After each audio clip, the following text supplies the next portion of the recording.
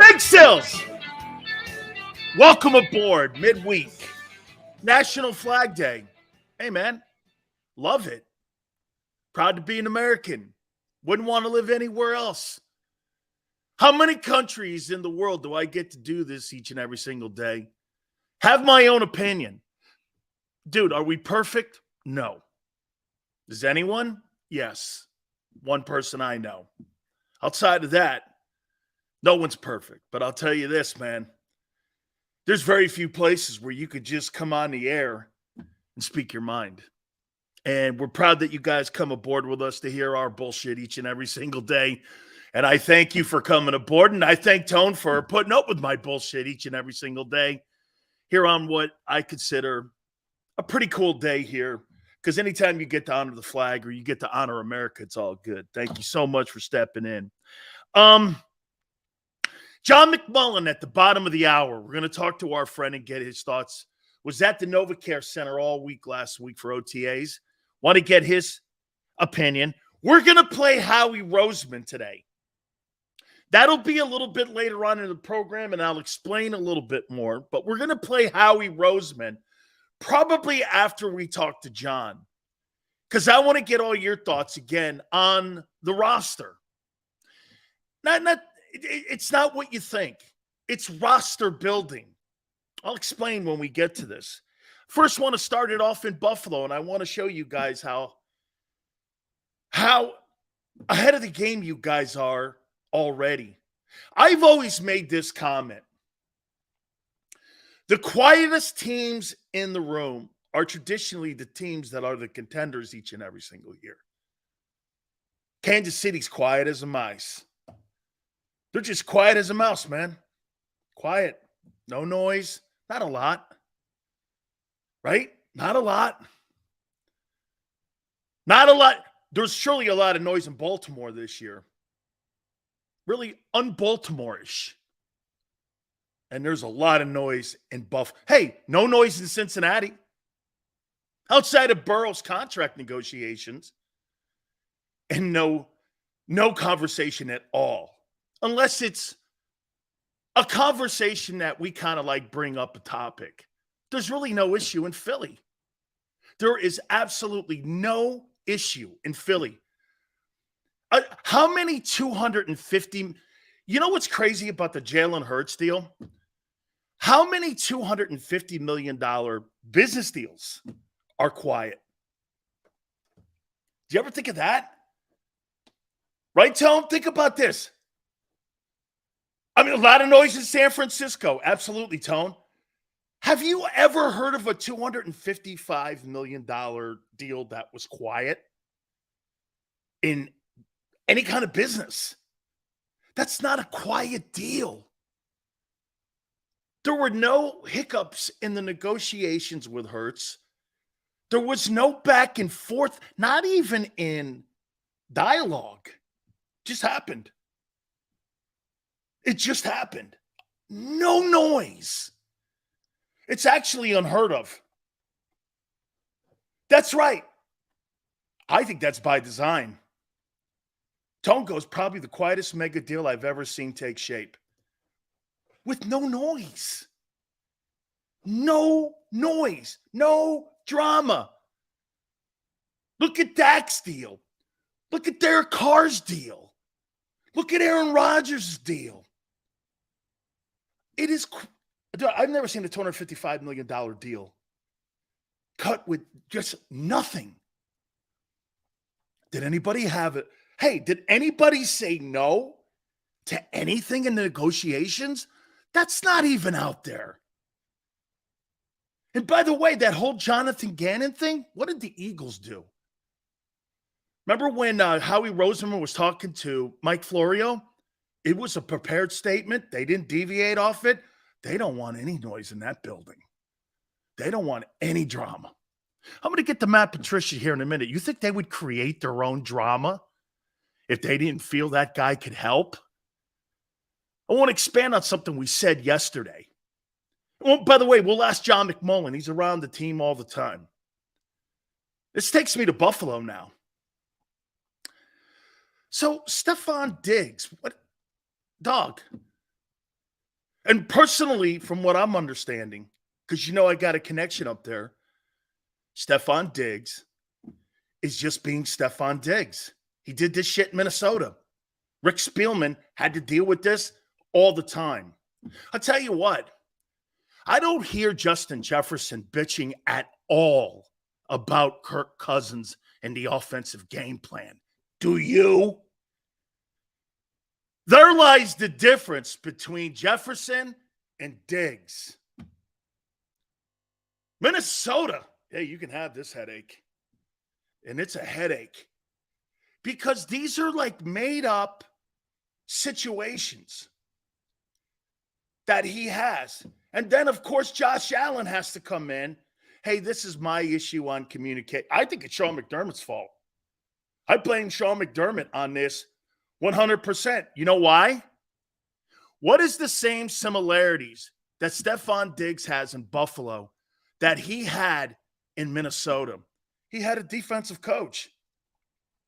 He had Mike Zimmer. Sean McDermott's a defensive-minded coach. You really think he knows how to communicate with offensive players? I don't. Do you think Bill Belichick deals good with offensive football players in New England? Has he ever in his entire coaching career? And that includes the GOAT, Brady. No. I think there's a different mindset. As a matter of fact, I know there's a different approach and a different mindset. Now you got the quarterback falling on a sword. That's the kind of shit right there. That's the kind of shit right there in Buffalo that stops you from winning. Do you know this? And by the way, I don't think Diggs is wrong. Do you know if you take the rushing stats of Josh Allen out of the running attack for Buffalo, do you know they're 25th? They're 25th. Yeah, okay, hey, Barb, probably. But players know coaches leave all the time. Okay? They know coaches leave all the time. It's part of the business. You can't sit there and cry about it. You got to be a man about it here. Probably so, Dable and but I don't think they have a good enough running attack. And here's Diggs. Here's Diggs, in my opinion, talking out of his lane. Dude, you are the wide receiver who is handsomely being compensated. That's not your job. You want to be more of an input in the game plan? I don't know how much more you could be involved in the game plan. You had a spectacular season last year. What you have right now is you have a player in Buffalo that is what we love to call a locker room cancer. And what Josh Allen has to do now, here's another part of being a $45 million quarterback. You got to manage him. You've got to deal with him, and he did by falling on the sword for him. He doesn't want him taking all the slings and arrows, and he also doesn't want Ken Dorsey, the offensive coordinator, doing it. That's a responsibility of the quarterback. Plain and simple. It's his team. He's got to make that work. And, he goes out and he says, well, I've got to communicate better. Bro, you're around a guy every day, 24/7, especially during the season when you guys are putting a game plan together. You're throwing the football together each and every single day on 9-on-7 and 7-on-7. I don't know how much more communicating you need. Why don't you just come out and say it? Hey, I'd like to have a say in our approach. That's not your job. How many wide receivers really have an impact when it comes to constructing a game plan? My opinion, none. Because the quarterback can't start doing what? Singling out a player and forgetting the rest of the team. You'll never win that way. I need my targets. That's not how you win football games. That is not how you win. I need my target. No, we need to win. That's why in Philly, 1 week it's AJ, 1 week it's Devontae, 1 week it's Goddard. Nobody sits around bitching about targets. Now, I would guarantee you AJ Brown's going to complain if they start losing. Okay? He will. It's now part of the beast. Wide receivers are literally hired guns. That's it. And I mean that respectfully. Personally, I think they're the most interchangeable parts on a football team if you have the right guy as signal caller. I don't think you need to have superstar wide receivers to win Super Bowls. I do not think that. I think you have to have a superstar player at the quarterback position. What is a superstar wide receiver going to do with the Raiders this year? Nothing. What seriously, what's a superstar wide receiver in Vegas going to do? Nothing. Okay? What's it? Just nothing. A productive running back means more to an offense than a wide receiver when it comes to winning. What did Chad Johnson bring to the Bengals? What did he bring? Actually, in theory, what does DeAndre Hopkins won? What is name it? Okay, Cooper Kupp wins a Super Bowl. Great. There you have I guess a big time wideout. I wouldn't put him in the top 5, but okay. Any one of your top 5. I don't need any of those guys. Megatron, what did he do in Detroit? Nothing.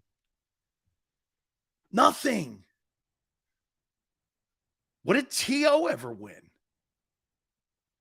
Nothing. Dude, these big, what did Andre Johnson win? Nothing. Guys with big numbers. Okay? Guys with big numbers. Did Randy Moss ever win a Super Bowl? Did Moss ever win a Super Bowl? I mean, you can say whatever you want. My problem, again, is the drama. And for the record, what Najee Smith said about the running back position, we'll talk a little bit about it. I'm completely with him. People have almost taken the fullback completely away from NFL teams today. I mean, San Francisco still has, and they got a Pro Bowler in the offensive huddle, but that position is almost completely extinct. Okay? Moss didn't win a Super Bowl, but I'll say there are very rare occasions when a receiver takes an offense over the top. Very rare. Jerry Rice. But he had Montana. He had Young. I mean, that's not a bad group of guys throwing you the ball. Right? Gronk played his entire career with Brady. Okay? I mean, Deion Branch, you can win a Super Bowl. He was the MVP. So when I hear Stephon Diggs, I'm like, dog, man, if I'm Buffalo, I do everything in my power to try to get Dalvin Cook up there. That helps my offense. Josh Allen runs too much and he's too reckless. You put Dalvin Cook up there, you're formidable. You're formidable now. You're formidable now. Odell Beckham helped in LA because you know why? He was the third dude. There's not really 3 defensive backs and cornerbacks that can cover a guy who's playing the 3-hole like Odell Beckham. He's going to destroy the third guy every single time he lines up on him. It's a mismatch in talent. That's why that was so great. It was, what was it? Wasn't it Woods and Kupp? And then you had Beckham in the 3-hole. Dude, your third wide receiver was Odell Beckham? I don't know. You're going to win some ball games there because that third guy's a mismatch. He's a mismatch. Hey, Brian, appreciate you coming aboard. Yeah, so, I mean, that's a crazy story going on. and a lot of noise. Now, I do want to expand on this, and it kind of leads into what we were just talking about here a little bit. John McMullen, bottom of the hour, who was at the OTAs last week. I want to talk to John. Matt Patricia had a lot of people saying, and of course, some of you Eagle fans go, what about Jeff Stoutland? Well, he was hired in 2013, February 7th, by Chip Kelly, of all people. He was hired by Chip Kelly. Of all people, he hired him. Okay? So Chip did leave something for you guys. That was the Chip Kelly hire. Remember, they gave him total control of the team? Well, that was his hire. Chip hired Stoutland. And he's been in the building ever since, Chip. So some of you obviously can't read. I said the last 3 years, Matt Patricia. Okay, Matt Patricia is the most experienced coach that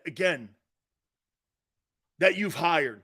Tone's like, Chip left us a golden nugget that we keep cashing in on year and year. No, he's right. The one thing that Chip Kelly left you, he may have done a lot of shitty things. He left you with the best offensive line coach in the NFL. I don't care what you say. Okay? You got the best offensive line coach in the NFL. That's it. That's his legacy. Well, he did turn you on to the guy who's making your unit year in and year out the best unit in National Football League. Okay? Chip also drafted Lane. That's crazy great. So wait. So Chip drafted Lane and gave you Stoutland. I don't know. And had a winning record. Okay. All of a sudden, Chip Kelly doesn't look that shitty to me. Okay? That doesn't look that shitty to me. Dual threat. Thank you very much. Please hit the like button. But I want to ask you this about Matt Patricia. I'm going to ask John McMullen this at the bottom of the hour. Zach Ertz too? Well, okay. Not bad. Not bad. Pro Bowler, right? Okay. So I would lead you into this now. Some of you questioned my take yesterday about Matt Patricia being brought in, and that there's some sort of there could be some issue with Darius Slay and him.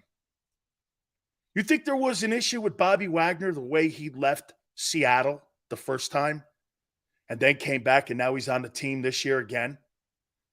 Do you think there could have been a little bit, especially when you do your own contracts and you got to hear some of the shit that the organization says to you? You think there was a little bit of a bad divorce in Seattle? He's back in Seattle. What makes you think that these men aren't grown-up men here? What, because of guys like Stephon Diggs? Okay, it's fair. That's fair. And defensive backs have that same kind of mentality in some aspects. But I don't give a shit what Darius Slay thinks of Matt Patricia. Now, I don't want it to be an adversarial relationship, but don't you think the Philadelphia Eagles, who pride themselves on having a great culture and cohesiveness in their locker room, why in the world would they put a self-inflicted wound on their locker room if they didn't think it was beneficial? Use your freaking common sense. Why in the world would they? Do you think they just brought Matt Patricia in because Matt Patricia, well, he's a guy, and you know what? We need another guy to fill a chair in the building.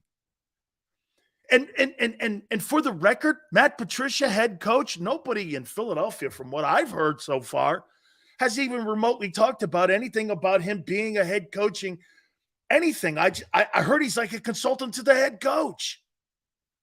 He's kind of like an overseer of the defense on what Desai's doing. It's kind of really, in a way, like a watchdog. I think I'm going to ask John what his role is. But I mean, to sit there and think that the Eagles would have a self-inflicted wound by putting a guy in the locker room that they thought could create some drama, The one thing that the Eagles aren't are the Buffalo Bills or the 49ers or the Cowboys. You know what? Again, if you want to know not how to act, watch the Cowboys. The Eagles don't act anything like Dallas in the offseason. Hell, during the season. And I think that results in a lot of winning. The Cowboys, is this fair to say? The Cowboys win the offseason every year. They win the offseason no matter what, every year in the public's opinion. In the media's opinion, the Cowboys win the offseason. You know, I actually saw on a certain website, I think it was CBS, that they have the Cowboys as the division winners in the NFC East. And I went, do me a favor, Pete Prisco. Do me one favor. Show me one matchup that favors Dallas over Philadelphia. Show me one. Do they have a better D-line? Maybe. Do they have a better pass rusher? I don't think so, because the Eagles got 3 of them. They got better linebackers. But here, do they have a better unit than what Philly has? I don't think Dallas's unit is better. I think it's close. I think it's close. I do. But I think the Eagles have, I think they have the advantage. Offensively, it's not close. There's no place on the offense that Dallas has the advantage. No place. O-line, even in the running game, Swift and Pollard. But then after Pollard, who in Dallas? Shit, Gainwell, Scott, Penny. I'll throw them in there. It's a better room than Dallas's room. Wide receiving and the pass-catching core is superior to Dallas. CeeDee Lamb has to be the most... Again, the point is, you bring Matt Patricia in for a reason. He knows how to beat Mahomes. One thing you haven't done in 2 years is beat Mahomes. And you lost to him in a critical game. You know, the Eagles are probably thinking they're going to face him again. And not just the regular season this year. They feel they're probably going to face him again. And you're playing the AFC East this year.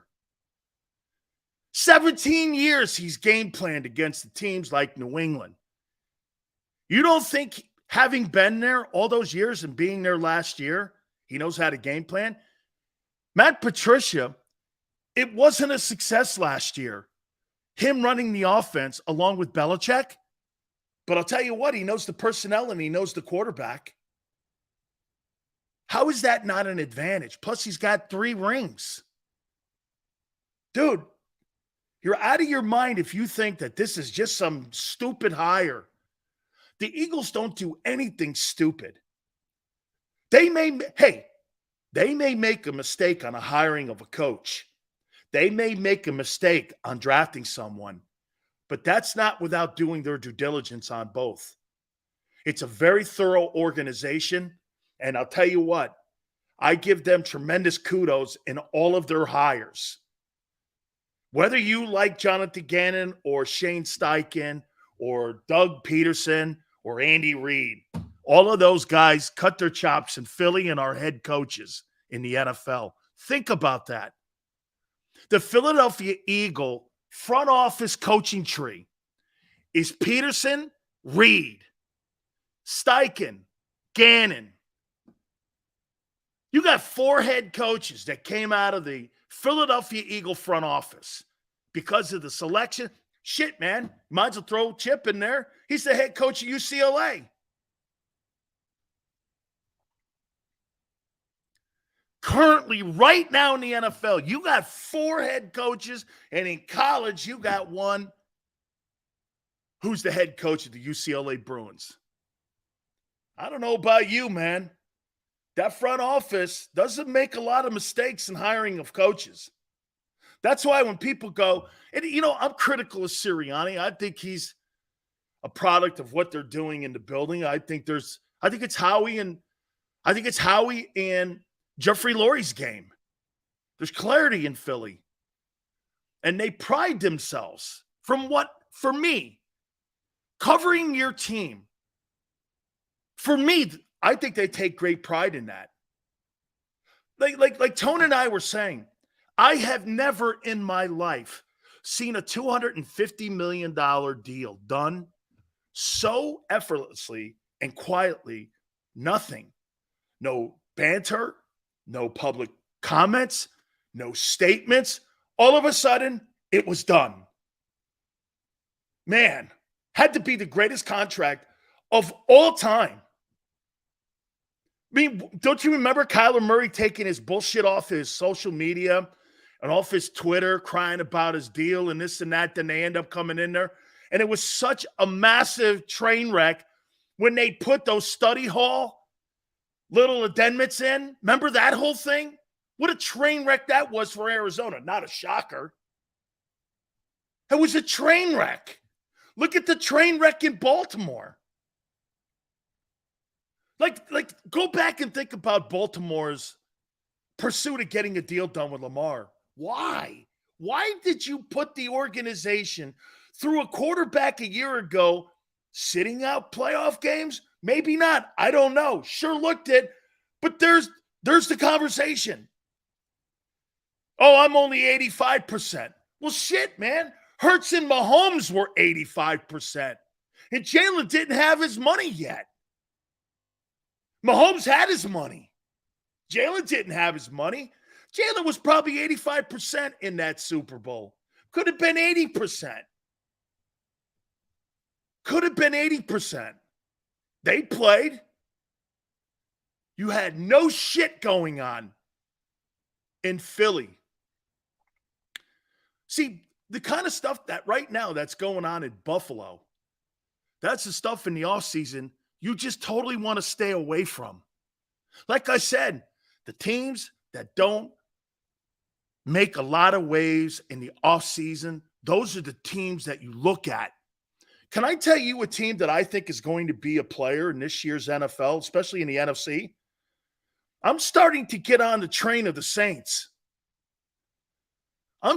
You know what? If Alvin Kamara plays, they'll win the South. I don't know what's going on with his court case, but if Alvin Kamara plays 17 games, the Saints will win that division. Falcons will probably come in second, Panthers third, and the Bucs will be in the rear. But I'm starting to get on. They got a good defense. They got some players in the offense when you can throw the ball. Michael Thomas is in love with Derek Carr. I'm telling you, man. I mean, I'm suspect on the coach. I'm not a Dennis Allen fan. But I'm starting to get on that train of the Saints here a little bit. More you look at them, good old line, D-line's productive. They're good, man. They're quality in the secondary. I think they're going to beat some teams this year. I think they're going to have a pretty good record. They're going to own that division. They're going to own that division. I like them. The more you, by the way, I'm looking at the divisions today too, and potential wild cards since the free agency period. And now, by the way, DeAndre Hopkins visiting New England, Juju Smith-Schuster and DeAndre Hopkins in week 1. That's going to be interesting. That's going to be interesting. Okay? New England can rush the passer. They got some pass rushers. Their corners are good. They're always good. Their defense is going to be completely complex. I'm really hey, let me say this to you. If D-Hop this week, you think about it, and DeAndre Hopkins, you know, I heard somebody saying earlier today that DeAndre Hopkins and Bill O'Brien have a bad relationship. No. The McNair family wanted to deal Hopkins. It wasn't O'Brien. If you go back and you listen to what Deshaun Watson said, he wasn't talking about O'Brien because O'Brien had taken on the general manager's role, something he didn't want to take on. Cost him his gig in Houston. They didn't want to get rid of him. They just gave Watson a $175 million contract extension, and then they move Hopkins for a running back in Arizona. That's what started the downhill deal there in Houston. But again, look at the noise going on in Buffalo now. You never see that shit going on in Philly.